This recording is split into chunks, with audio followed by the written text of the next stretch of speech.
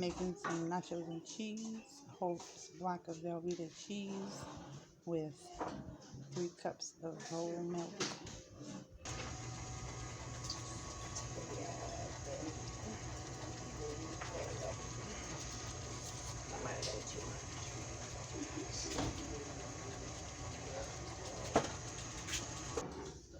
Gonna go ahead and drop in our ground beef.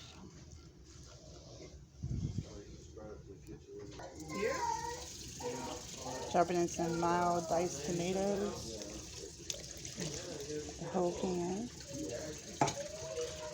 Give it a good stir. It's gonna finish melting down, you guys. It's like everybody's looking at me.